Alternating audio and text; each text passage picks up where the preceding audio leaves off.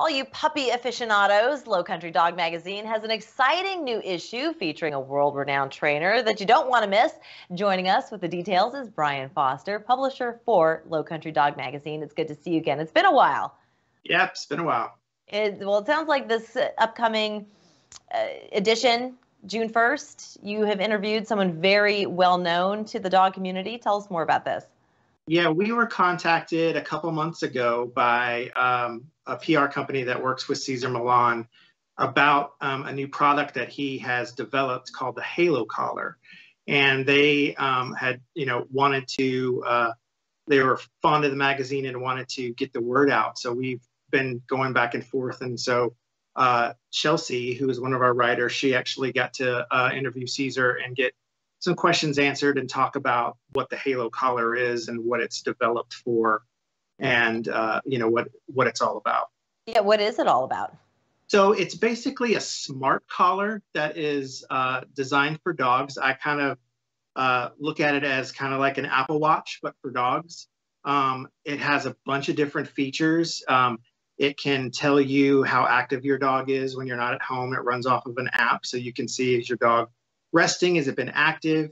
It also acts as a GPS locator. So that was the main focus of why they started it, was to help lost and stolen dogs, so that you can locate your dog if it is lost. And then it also has an invisible fence feature. You can create a fence anywhere you are to keep your dog inside, and it also acts as like a training collar. So they've actually given us 3 collars, and we're going to be raffling these off on our website and at events. So people can buy a $10 ticket, and then we will be picking 3 winners to win each of the collars. So you're hearing it right here first. Brian, fantastic. Yeah. Let's move on to this other really important topic about breed-specific legislation. This is another really important topic that a lot of people can relate to. Can you tell us just briefly what this article is about? Yeah, we had Kelsey Gilmore-Futerall. She was the former state director for the Humane Society of the United States. She's now works for Best Friends Animal Society, and she's written for us before, and she wrote this article for us. That's our feature story in this June issue. And it's about the racial effects of breed discriminatory laws.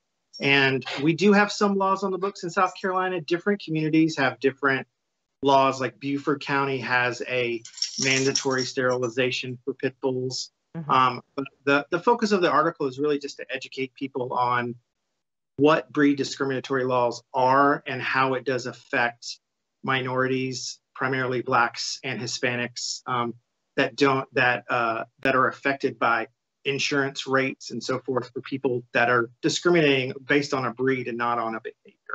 And what people who are against this legislation are basically saying it's a new form of redlining to keep minorities out of majority white neighborhoods. There's been a lot written up on this. And to be certain, we did mention pit bulls. We're not talking about Chihuahuas not being allowed in the neighborhood. We're actually talking about American Pit Bull Terriers, which are the most common dogs found in American shelters today. Yes, they are. And yeah, this goes into in the article we talk about how South Carolina defines a pit bull, and it's such a broad definition that you could almost have any dog they could say is a pit bull. Oh, so that's kind of what we're trying to educate people, is that the legislation should be based on behavior and going after irresponsible owners and not attacking a specific breed. Yeah, very interesting. All right. And finally, with just a few seconds left, Brian, if you can quickly tell us, Lowcountry Dog Days of Summer event coming up. Yes, this Saturday, June 5th, out at the Pet Supplies Plus in Goose Creek. It's the public shopping center on St. James Avenue. We're going to be taking over the parking lot. We're going to have a big event tent out there.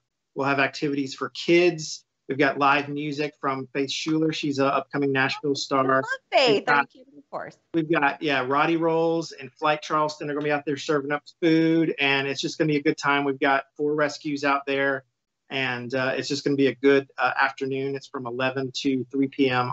on Saturday. I love this community. We all know the same people. Love Faith Schuler. She's been on our show so many times. And Roddy Rolls. We did a Food Friday with them. Fantastic food. Yeah. Brian, thank you so much. It's been a pleasure. Yep. We're back after this.